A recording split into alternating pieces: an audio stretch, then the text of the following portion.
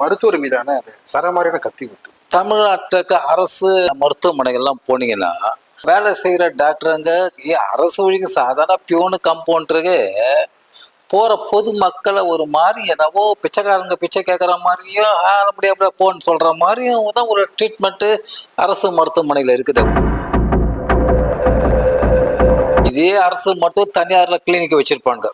அங்கே போனால் மட்டும் வர பேஷண்ட்டுக்கிட்ட அம்மா உங்களுக்கு இப்படி இருக்குது, இது இருக்குது, இதை செய்யணும், இந்த மாதிரிலாம் இருக்குது, இதெல்லாம் செஞ்சால் தான் இப்படி போனோம்னு தெளிவாக சொல்லுவாங்க.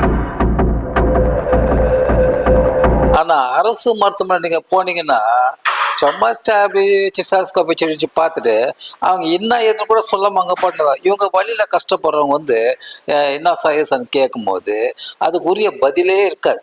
அந்த மாதிரி தான் இப்போ நடைபெற்ற ஒரு நிகழ்ச்சி. அதாவது இவங்க இதுக்கு முன்னால் எடுத்த ட்ரீட்மெண்ட்டை வச்சு அதை முறையாக பரிசீலனை பண்ணாமல் இவராக